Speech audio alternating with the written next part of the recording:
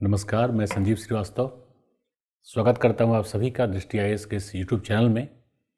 दृष्टि आईएएस का यह प्रयास कि यूट्यूब के माध्यम से भी विद्यार्थियों को और बेहतर जागृत किया जाए और बेहतर गुणवत्ता साथ में मात्रात्मकता भी संप्रेषित किया जाए, ताकि रणनीति के साथ साथ एक बेहतर नियोजन करके विद्यार्थी अपने समझ को प्रश्नों के पहुंच तक सुनिश्चित कर लें, जिससे उनके अंतिम रूप से चयनित होने की भी सुनिश्चितता की मात्रात्मकता बढ़ जाए। हालांकि शुद्ध हिंदी में मैंने कह दिया। सामान्य तौर पे टीम दृष्टि का यह प्रयास है इस यूट्यूब चैनल के माध्यम से कि आप सभी विद्यार्थियों को जो किसी कारण सेंटर पर आके क्लासेस नहीं कर पाते या कोविड-19 के कारण से ऑफलाइन क्लासेस अटेंड नहीं कर पा रहे हैं, तो यूट्यूब चैनल के माध्यम से आपको तैयार करवाया जाए, जिसमें कि आप सबसे पहले एक बेहतर रणनीति बनाएं। रणनीति बनाने की प्रक्रिया में इस बात की समझ का विकास करें कि प्रश्न कहाँ से आ रहे हैं, किस प्रारूप या किस प्रकार से आ रहे हैं, किस प्रकार के स्रोतों का प्रयोग करना चाहिए, और तब अंततः पीटी, मेंस और साथ में इंटरव्यू को क्रॉस करके अपने चयन को सुनिश्चित कीजिए। ये साल भी अब जाने वाला है, 2021 को बाय बाय करें हम लोग। उम्मीद करता हूँ अगले साल में कोविड-19 फिर से 20 और 21 की तरह हमें परेशान ना करे। हालांकि स्टूडेंट्स को मैं हमेशा कहता हूँ कि लॉक होके ही पढ़ाई होती है, अर्थात लॉक रहना है, डाउन बिल्कुल नहीं रहना। और बिहार के परीक्षार्थी या विद्यार्थी तो वैसे भी जीवटता के मामले में भारतवर्ष में प्रसिद्ध हैं, तो एक बिहारी 100 पर भारी। तैयारी के दरमियान थोड़ा गुणवत्ता को, प्रतिबद्धता को और अधिक बढ़ाइए, ऊर्जावान होकर के लग जाइए। तो हम आपसे इसके पहले बताया था हमने कि जो 65वीं बीपीएससी की प्रारंभिक परीक्षा हुई थी, उसमें लगभग कुल 27 प्रश्न 27 क्वेश्चंस भूगोल तथा पर्यावरण पारिस्थितिकी से संबंधित थे, जिसके लिए हमने 2 वीडियोस बनाने को कहा था। हमने कहा था कि पार्ट 1 में हम 13 प्रश्नों को और पार्ट 2 में उसके बाद के 14 प्रश्नों को कवर अप करेंगे। पार्ट 1 का वीडियो आप तक पहुंच चुका है, मैं फिर रिपीट कर रहा हूँ, 65वीं बीपीएससी के प्रारंभिक परीक्षा का। तो पार्ट 1 का वीडियो आपने देखा होगा। उसमें कई बार आयोग या फिर जो स्टूडेंट्स का जनरल परसेप्शन होता है उससे उत्तर थोड़ा हटके होता है, जबकि टफ बिल्कुल नहीं है। आप केवल क्वेश्चन के अर्थात प्रश्नों के पैटर्न को, प्रारूप को समझिए, तो आपको लगेगा कि आप उसी प्रकार से पढ़ाई कर रहे हैं जहाँ जहाँ से प्रश्न आता है, और तब सफलता को आराम से बहुत कम मेहनत में ही सुनिश्चित किया जा सकता है। चलते हैं इस 65वीं बीपीएससी के प्रारंभिक परीक्षा के पार्ट 2 वीडियो में। मैं संजीव श्रीवास्तव भूगोल और पर्यावरण का जो विश्लेषण कर रहा हूँ, आप तक प्रयास कर रहा हूँ कि आपको बेहतर प्रकार से न केवल समझाया जाए बल्कि तैयार किया जाए। चलते हैं प्रश्नों की ओर। जो पहला प्रश्न है, निम्नलिखित में से किस पहाड़ी पर चाय का बागान नहीं है? देखिए, फिर मैं यहाँ पे थोड़ा सा रिपीट कर रहा हूँ। कुछ विद्यार्थियों का प्रयास ये होता है कि प्रश्न का उत्तर क्या है ये जान ले। केवल प्रश्न के उत्तर को जान लेने से आपकी तैयारी आगे के लिए बहुत बेहतर नहीं होगी। हालांकि आपको ये समझ में आ जाता है कौन सा उत्तर है और कौन सा नहीं है, तो आगे अगर इससे संबंधित प्रश्न आया तो शायद आप बना ही लें। लेकिन क्या इससे संबंधित प्रश्न आएगा, इसकी कोई गारंटी है? मुझे लगता है इसकी कोई गारंटी नहीं है। अर्थात आप प्रश्नों को जरूर बनाएं, प्रश्नों को जरूर देखें, लेकिन यह समझने का प्रयास करें, कंसेप्ट के अंतर्गत, अवधारणा के अंतर्गत जोड़ने का प्रयास करें। जैसे इस प्रश्न में ये कैसे बेहतर या सरलता से बन सकता है। इसमें पूछा जा रहा है चाय बागान। सबसे पहले आपको जानना चाहिए चाय की कृषि के लिए जो घटक चाहिए कौन कौन से घटक होंगे। तो सबसे पहला जो भौतिक घटक होगा, भौतिक घटक, उसमें शीतोष्ण जलवायु होना चाहिए, शीतोष्ण जलवायु होना चाहिए, सुप्रवाहित मिट्टी होनी चाहिए, मृदा अर्थात ढाल थोड़ा अधिक हो,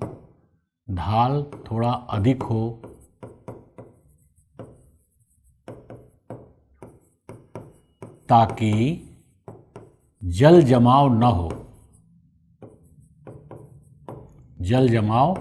हो, और साथ ही वर्षा 125 सीएम वार्षिक, वैसे आदर्श तो होता है 150 सीएम से अधिक, लेकिन 125 सीएम वार्षिक से अधिक हो, इन परिस्थितियों में चाय की खेती हो जा सकती है, की जा सकती है। अब कई बार देखो, एक प्रश्न यहीं से आ सकता है, चाय खेती के लिए जो उपलब्ध दशाएं हैं, कंडीशंस और components which may determine for the cultivation of T, may be coffee, may be rice, anywhere, any crop may be ask. तो थोड़ा सा इसको आप तैयार करते हैं, तो अब इसको मैच करिए। जैसे अब यहाँ पे थोड़ी समस्या आपको एक होगी कि कानन देवन है कहाँ पे, या जो नीलगिरी है, जो दार्जिलिंग है, ये सब हैं कहाँ पे, है ना। तो ये तीनों के तो तीनों हैं, ये केरला में है। ये तीनों के जो तीनों हैं वो शीतोष्ण जलवायु से संबंधित हैं। देखो, दार्जिलिंग की चाय तो विश्व प्रसिद्ध है।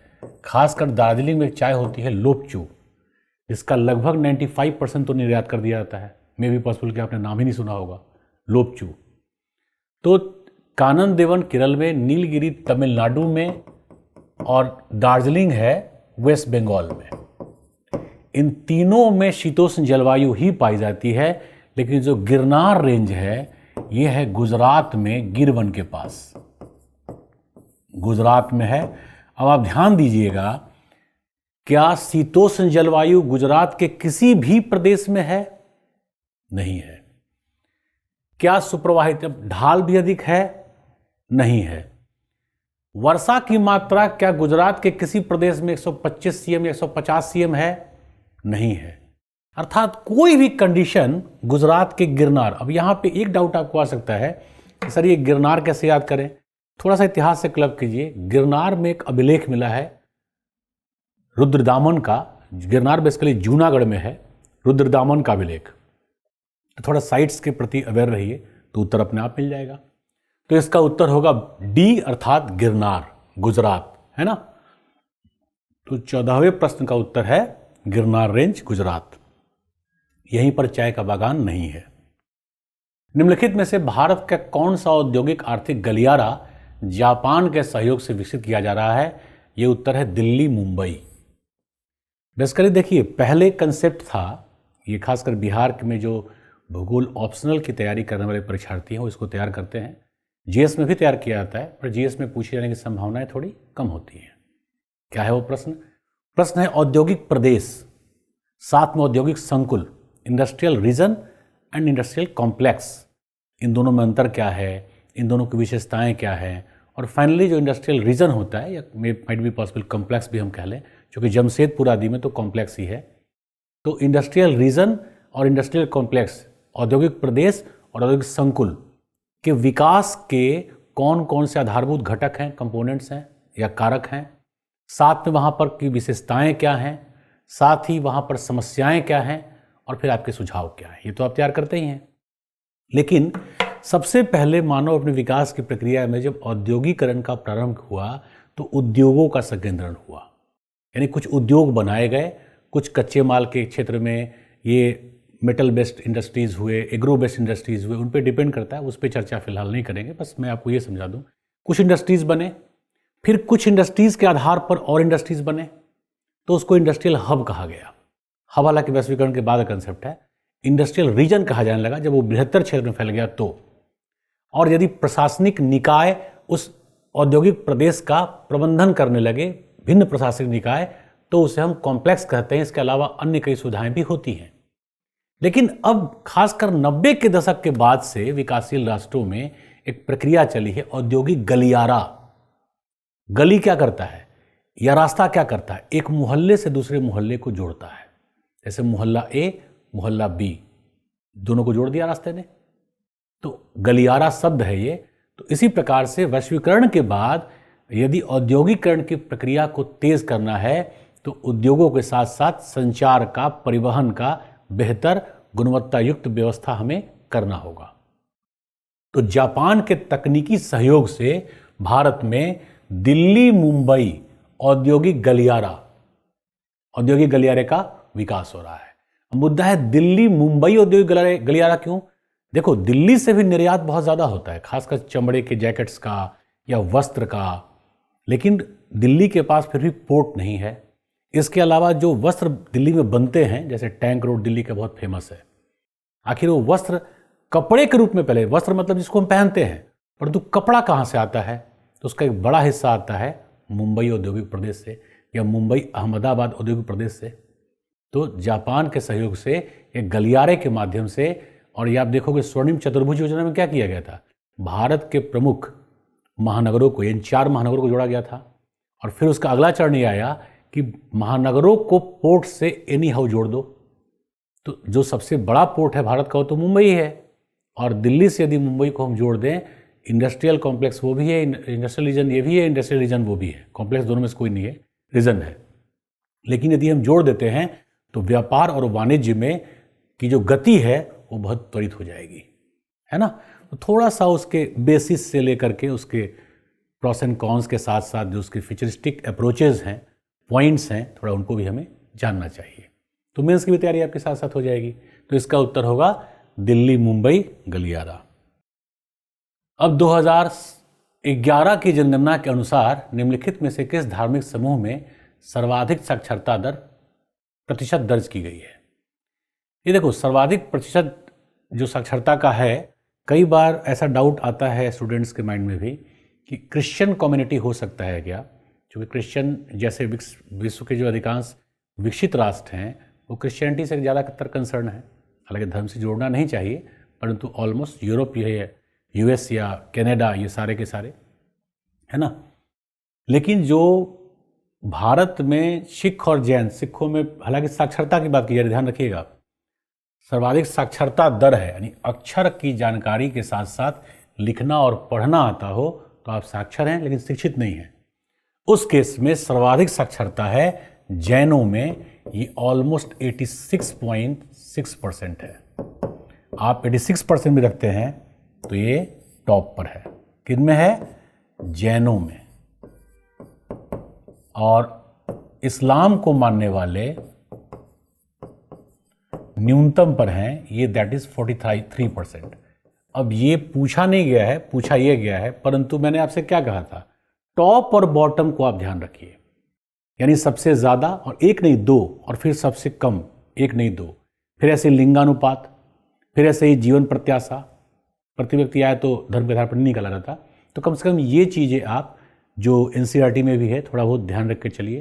हालांकि ये मतलब इसको लेकर के नहीं है, इसको मैं मिटा ही देता हूँ, क्योंकि अभिप्राय मेरा किसी धर्म विशेष से बताना जोड़ना नहीं है। प्रश्न आया है तो आपको ये जानना चाहिए कि अप्रोच जानने का क्या हो, ताकि सामान्य स्तर के गुणवत्तायुक्त तैयारी से ही आप इजीली पीटी को सुनिश्चित कर सकें। तो 16वें प्रश्न का उत्तर है जैन समुदाय। चलते हैं अगले प्रश्न की ओर। 17वां, निम्नलिखित में से जनजाति और राज्य की कौन सी जोड़ी सही नहीं है। देखो, भील भारत की सबसे ज़्यादा जनसंख्या वाली जनजाति है, और ये मध्य प्रदेश से लेकर के राजस्थान, गुजरात, छोटानागपुर के पठार से लेकर के छत्तीसगढ़ और सीमित रूप से महाराष्ट्र और तेलंगाना में भी पाया जाता है। ये लगभग 1.5 करोड़ जनसंख्या इनकी है, और 21 के सेंसस के अनुसार लगभग ये 1,90,00,000 के आसपास पहुंच गए हैं, अप्रोचिंग 2। तो भारत की सबसे ज़्यादा जनसंख्या वाली जो जनजाति है भील, ये गुजरात में पाई जाती है। गद्दी बेसिकली फेमस, गद्दी और गुज्जर, ये 2 जनजातियां प्रसिद्ध हैं हिमाचल प्रदेश की। आपको याद होगा गुज्जरों ने जो आंदोलन किया था कि उन्हें आरक्षण मिलना चाहिए। Basically they are associated technically from the list of tribals, but they are not getting reservation, that is why the movement was going on that time. तो गद्दी हिमाचल प्रदेश।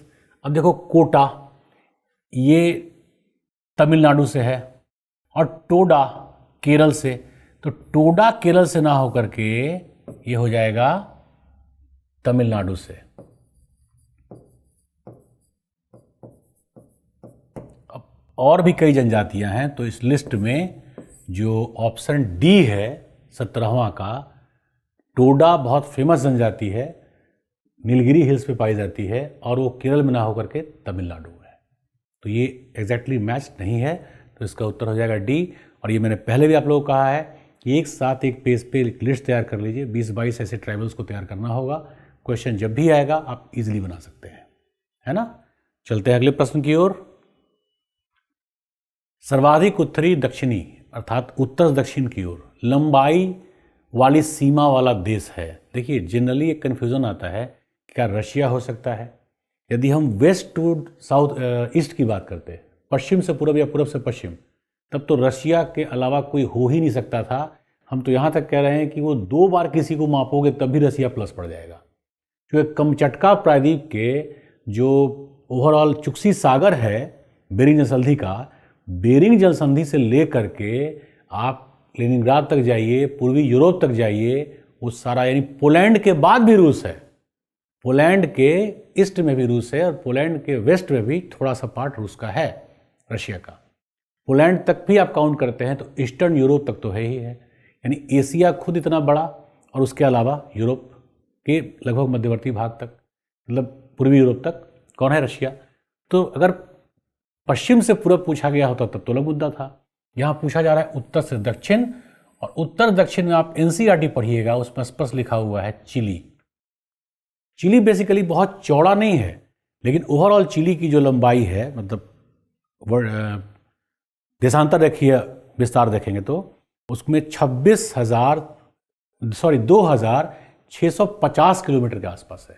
2650 किलोमीटर के आसपास है। चौड़ाई बहुत कम है, क्योंकि इंडीज तक ही उसका है, इंडीज से कोस्ट की ओर चिली। आप देखेंगे साउथ अमेरिका में, तो ये साउथ अमेरिका में जो चिली है ये हो गया एंडीज।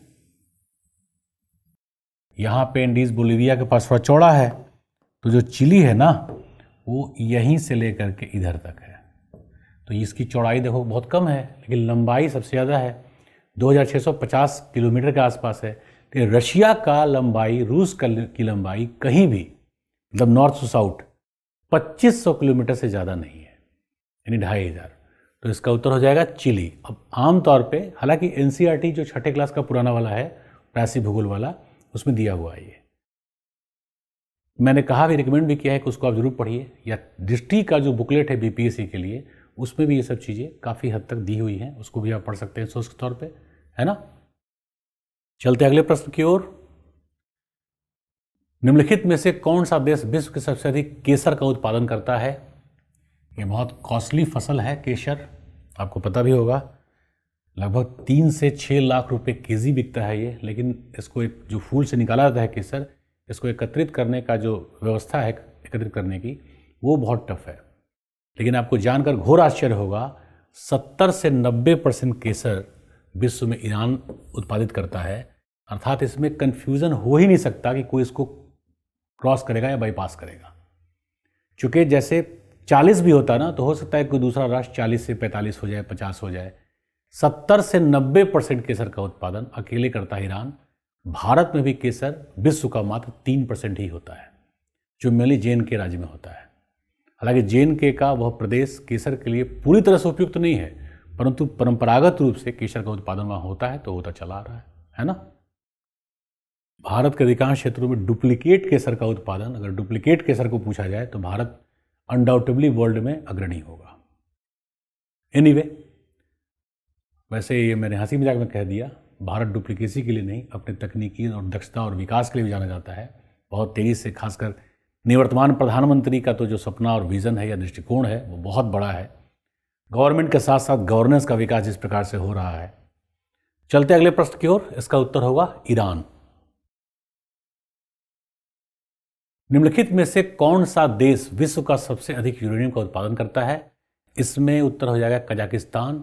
ये 40 से 45 के बीच में हमेशा होता है। जो पिछले साल या उसके पिछले साल का डेटा है 45%, पिछले साल का डेटा है वो 41% का है। लेकिन इसमें भी डाउट इसलिए नहीं होगा क्योंकि अब इसको क्रॉस करने वाला राष्ट्र, अब बच रहा है रेस्ट 59%, तो इसको क्रॉस करने वाला राष्ट्र बहुत ज़्यादा उत्पादन करेगा तभी तो पॉसिबल है। तो कनाडा में लगभग 6 से 9% है, 9%। ऑस्ट्रेलिया में 12 से 15% है। यानी इसको चैलेंज देने वाला कजाकिस्तान को ऑलमोस्ट कोई राष्ट्र नहीं है। तो यूरेनियम के उत्पादन में टॉप पर है कजाकिस्तान। ये सेंट्रल एशिया का राष्ट्र है और कजाकिस्तान वर्ल्ड के सबसे बड़े लैंडलॉक्ड नेशंस वाले नेशंस में भी है। थोड़ा लोकेशन, और मैंने पहले भी आपको बताया है, बीपीएससी में अक्सर ये पूछा जाता है, विश्व के जो खनिज संसाधन है उसका टॉप 2 केवल, बॉटम खनिज के उत्पादन में तो पूछेगा नहीं, साथ में कृषि के उत्पादन में टॉप 2। और जनसंख्या चूंकि विश्व के भूगोल से नहीं पूछता, भारत से या मुख्यतः बिहार से। टॉप 2 और बॉटम वाला 2, ये दोनों आप जरूर याद करिए, तो प्रश्न प्रायः बन जाते हैं। तो ये भी सरल है वैसे। 20वां प्रश्न, यूरेनियम का सबसे बड़ा उत्पादक तो कजाकिस्तान लगभग 41%, 40 से 45 के बीच में फ्लक्चुएट करता है प्रतिवर्ष। चलते अगले प्रश्न की ओर, जो 21वां प्रश्न है, निम्नलिखित में से कौन से देश भौगोलिक क्षेत्रफल की दृष्टि से सीमा रहित सबसे बड़ा देश है? देखो, सीमा रहित का मतलब हो गया, यहाँ पे इसका निष्कर्ष निकलेगा द्वीपीय देश, अर्थात किसी भी राष्ट्र की सीमा तभी नहीं होगी जब वो द्वीपीय देश होगा। ठीक है, द्वीपीय देश होगा। अब द्वीपीय देश में देखो तो फिलीपींस, जापान का 30% भी नहीं है, क्यूबा ऑलमोस्ट 35 के आसपास है, न्यूजीलैंड ऑलमोस्ट मान के चलिए 45 के आसपास या 50 मान लीजिए, यानी कोई तुलना नहीं हो सकता अन्य में। आइलैंड्स भी लेंगे तो जापान में लगभग 7000 से 7200 द्वीप हैं, 7000 तो फिलीपींस में भी हैं, 7500 के आसपास जो लेटेस्ट डेटा है जापान में आइलैंड्स हैं, जिनमें होन्सू, होक्काइडो, शिकोकू, नगोया, आइची, ये सब हैं। और ये मैंने कई बार डिस्कस किया है, ये प्रश्न प्रायः पूछा भी जाता है। तो सीमा रहित देश का मतलब हुआ जो जैसे लैंडलॉक्ड कंट्री, तो चारों ओर से महाद्वीप ही हो, यानी चारों ओर से उसकी सीमा कहीं से भी ओशियन को टच नहीं करेगा। ठीक वैसे ही सीमा रहित का मतलब होता है वो द्वीपीय राष्ट्र होगा। और द्वीपीय राष्ट्रों में जैसे जापान को हटा दिया जाए ना, तो थोड़ा आपको कन्फ्यूज़न हो सकता है। हालांकि उसके बाद उत्तर होगा न्यूजीलैंड, और उसके बाद फिलीपींस, उसके बाद क्यूबा। लेकिन ओवरऑल आप देखिएगा तो जापान के रहने से यदि इंडोनेशिया रहता तो कन्फ्यूजन और भी नहीं रहता, क्योंकि इंडोनेशिया जापान से लगभग 2.5 गुना क्षेत्रफल को कवर अप करता है। तो इसका उत्तर होगा सी। अब चलते हैं अगले प्रश्न की ओर। अगला प्रश्न है, निम्नलिखित में से किस देश में सबसे अधिक संख्या में द्वीप हैं? देखो, इंडोनेशिया में, इसका आंसर अनडाउटेबली अगेन इंडोनेशिया होगा। लगभग 14,000 से ज़्यादा द्वीप हैं, 14,000 से अधिक। क्यूबा में लगभग 4,000 के आसपास द्वीप हैं, मालदीव में लगभग 2,000 के आसपास द्वीप हैं, फिलीपींस में लगभग 7,000 के आसपास द्वीप हैं। तो कोई कंफ्यूजन तो होना ही नहीं चाहिए कि कौन सा होगा और कौन सा नहीं होगा। इंडोनेशिया अनडाउटेबली, जब भी इंडोनेशिया रहे। जब फिलीपींस और जापान आता है ना, तब थोड़ा कंफ्यूजन बनता है। वैसे जापान के पास ज़्यादा द्वीप हैं। एक बार ये सब इन्फॉर्मेशन तैयार कर लीजिए, क्योंकि मैं देख रहा हूँ कि बीपीएससी में हर 2-3 वर्ष में एक बार इस प्रकार के प्रश्न इसी कंटेंट या थोड़े आगे पीछे कंटेंट के साथ पूछा जा रहा है। तो थोड़ा तैयार आप इसको कीजिए, क्योंकि ये प्रश्न आपको रेडीमेड की तरह मिलेंगे। और भूगोल में प्राय ऐसा होता है, या तो आता है या नहीं आता है। मतलब बीच बीच में आप दिमाग लगाते भी हैं तो उत्तर निकलने की संभावनाएं कम होती हैं। हालांकि ट्रिक मैं इसलिए शेयर करता हूं क्योंकि लंबे समय तक बहुत ज़्यादा रट्टा मारने के बगैर भी आप कंटेंट को कंसेप्ट के माध्यम से माइंड में रिटेन कर सकते हैं, कैरी कर सकते हैं, है ना। चलते अगले प्रश्न की ओर। 23वां प्रश्न, पराग्वे की राजधानी कौन सी है जहां भारत के उपराष्ट्रपति ने मार्च में 19 में दौरा किया था? देखिए, भारत के उपराष्ट्रपति ने दौरा किया था कि भारत के प्रधानमंत्री ने दौरा किया था या आपने दौरा किया था, इससे कोई मतलब नहीं है। यहां पूछा जा रहा है पराग्वे की राजधानी। मेरी बात शायद समझ गए होंगे आप। ये लग रहा है करंट का क्वेश्चन है। अब यही कहा जाए पराग्वे की राजधानी जहां आपने दौरा किया था, तब राजधानी तो वही रहेगा ना, हाँ या ना। एनीवे, तो ये आपको सीधे याद पड़ना पड़ेगा, पराग्वे की राजधानी असंसियन है। दक्षिण अमेरिकी राष्ट्र है पराग्वे। और फिर मैं वही कहूँगा, थोड़ा सा जो एनसीईआरटी है उसके सूचनाओं को आप कलेक्ट करिए। यहीं पर, यहाँ पे आप देखेंगे पराना और पराग्वे नदियाँ हैं, और यहीं पर पराग्वे राष्ट्र है ना। तो ओवरऑल असंसियन उसकी राजधानी है। कंटेंट बेस्ड है, परंतु तैयार करिए। अगला प्रश्न 24वां, भारत में किस राज्य का सर्वाधिक क्षेत्र घने पतझड़ वाले जंगल से घिरा है? देखो, पतझड़ वन का मतलब होता है मॉनसूनी वन, डिसिडुअस। इसको मॉनसूनी वन से भी जोड़ सकते हो। और इसी प्रश्न को कई प्रकार से बीपीएससी में या एमपीपीसीएस में भी पूछा जाता है, जैसे साल के वन का सर्वाधिक क्षेत्रफल कहाँ पर है ना। तो लगभग 76,000 वर्ग किलोमीटर क्षेत्र में मध्य प्रदेश में विस्तृत है, सर्वाधिक क्षेत्रफल के साथ मध्य प्रदेश में। तो इसका उत्तर हो जाएगा मध्य प्रदेश। अब थोड़ा सा यदि रिपोर्ट आप तैयार करते हैं, जो कि जनरली बीपीएससी देने वाले विद्यार्थी भी यूपीएससी की परीक्षा देते ही हैं, तो इसमें एमपी के बाद अरुणाचल प्रदेश मैंने शॉर्ट में लिखा है। इसके बाद आप देखोगे छत्तीसगढ़, इसके बाद देखोगे उड़ीसा, इसके बाद देखोगे महाराष्ट्र।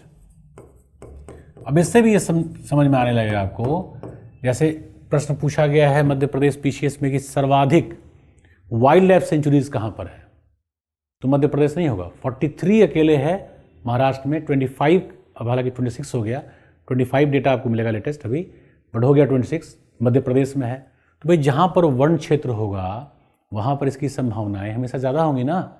और यूपीएससी में तो प्रायः सीक्वेंस पूछा जाता है, एक ऑब्जेक्टिव जैसे ये प्रश्न पूछा गया ना, यूपीएससी होता तो सीक्वेंस पूछता। तो सीक्वेंस में आपको घटते या बढ़ते क्रम में ये चीज़ें जाननी होती हैं, है ना।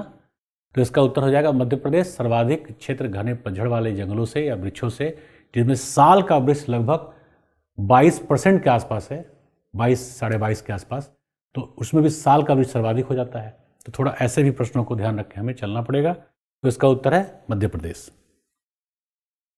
जहाँ जीव रहता है उस सटीक जगह को क्या कहते हैं, सटीक या जो भी हो। देखो यहाँ पर कई बार ऐसे डिबेट्स आए, विद्यार्थियों ने कहा सर बायोम, मैं यहाँ क्लियर कर दे रहा हूँ क्या होता है। बेसिकली यहाँ पर दिया हुआ है आवास, इसका उत्तर होगा आवास, पहले आप जान लीजिए।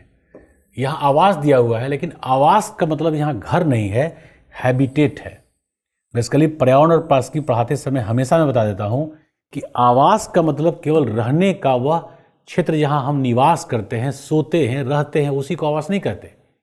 आवास हैबिटेशन किससे बना है, हैबिट से बना है, हैबिटेशन, जिसके प्रति हम हैबिचुअल हो जाते हैं।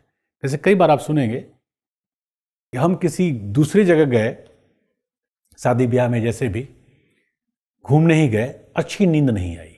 अच्छी नींद कई बार आती भी है, उसका कारण है बिछावन चेंज हो गया, पर्यावरण या माहौल चेंज कर गया। अर्थात आवास का मतलब केवल रहने का वह क्षेत्र नहीं होता।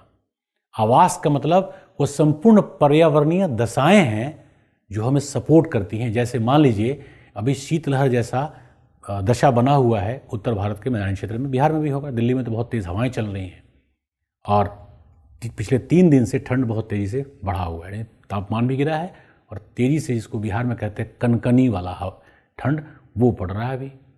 तो ओबियसली इस कनकनी वाले ठंड में सोने में तो बहुत मज़ा आता है, लेकिन बाकी कोई कार्य करना हो, बाहर निकलना हो, घूमने के अलावा, जैसे घूमने का भी ये मौसम बहुत सही नहीं है, क्योंकि आप अनकंफर्टेबल ज़्यादा रहेंगे। अगर इससे तापमान 3-4 डिग्री बढ़ा दिया जाए तो आप बहुत मस्त घूमेंगे, क्योंकि धूप लगेगी नहीं, धूप लगेगी भी तो मज़ा आएगा, है ना। ओवरऑल तो आवास का मतलब होता है मोस्ट फेवरेबल इन्वायरमेंटल कंडीशंस, जहाँ पे जंतु और वनस्पति विकास करते हैं, जंतु और वनस्पति पाए जाते हैं। पूछा जा रहा है जीव जहाँ रहता है का मतलब हो गया वह क्षेत्र या प्रदेश जहां पे श्रेष्ठ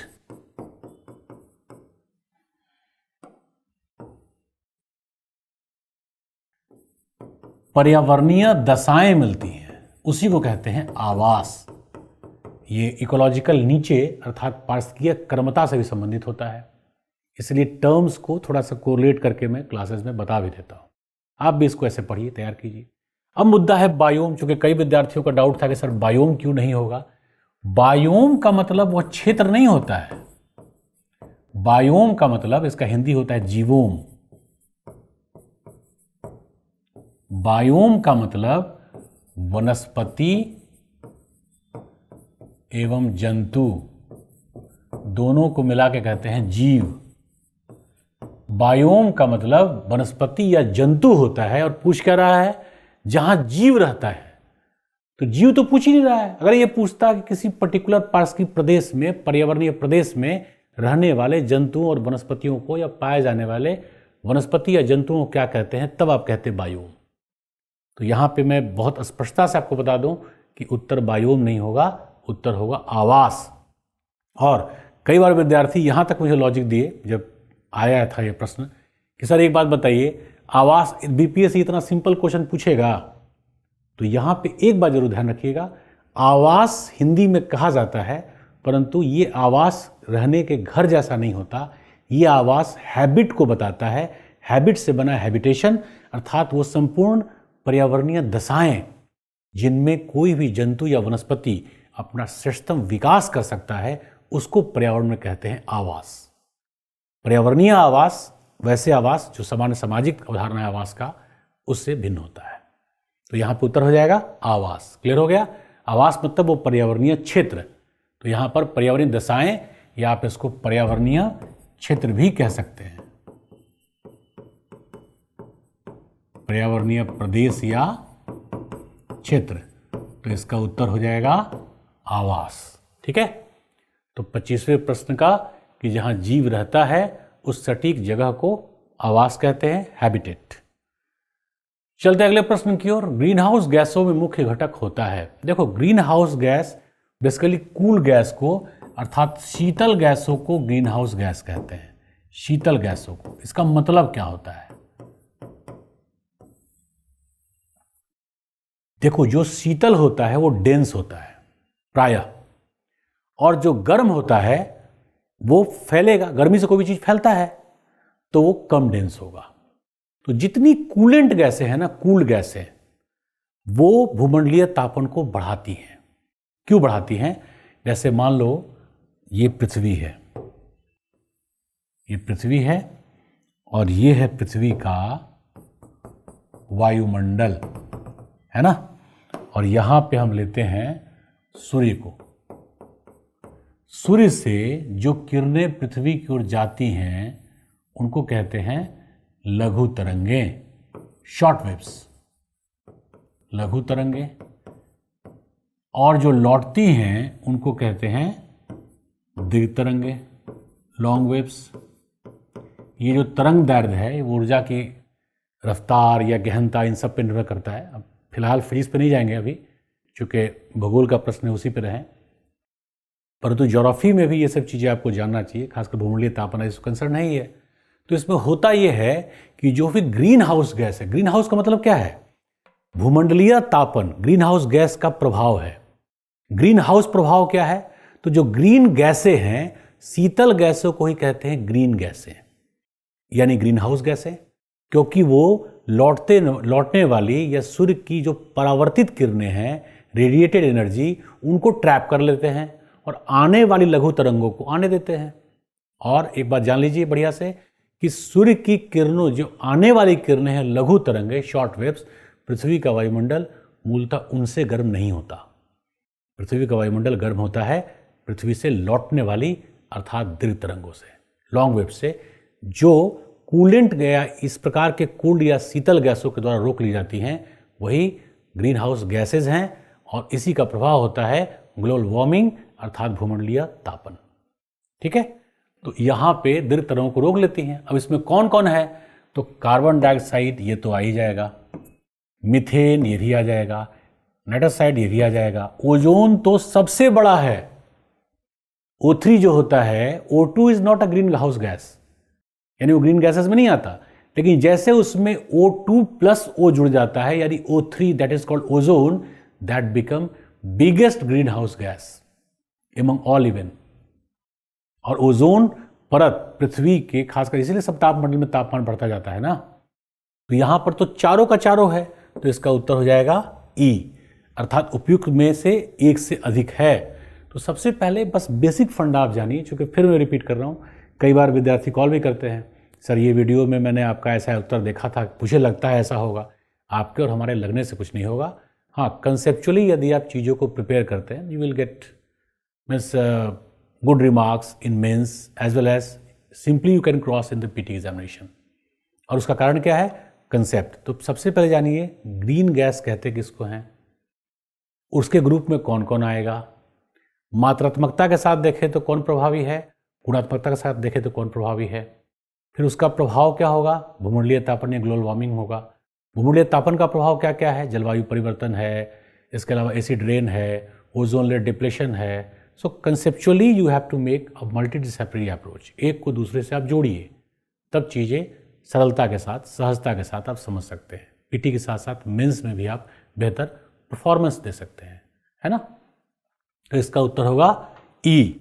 तो 26वें प्रश्न का ग्रीन हाउस गैसों में मुख्य घटक होता है। अगर इसमें से हालांकि 2 भी होता तब भी ही होता, इसमें 4 ही है।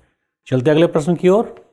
27वां, हाल ही में संयुक्त राष्ट्र पर्यावरण सभा का चौथा सत्र UNEA4 कहाँ आयोजित किया गया? ये नैरोबी में हुआ था 11-15 मार्च को 19। ये अब कंटेंट नहीं कहेंगे, करंट बेस्ड कहेंगे। 11 से 15 मार्च के बीच 2019 को हुआ था।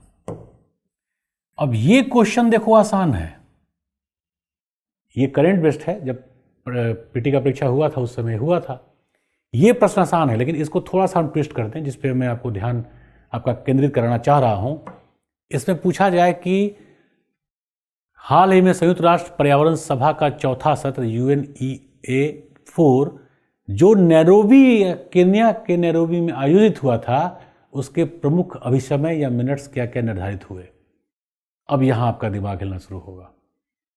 3 हैं उसमें, उसको आप याद कर लीजिए। बहुत टफ नहीं है, लेकिन प्रश्नों को अब यहाँ इसका फायदा क्या होगा, मुख्य परीक्षा में भी ऐसे प्रश्न आ सकते हैं, तो वहाँ पे भी आपका काम चल जाएगा।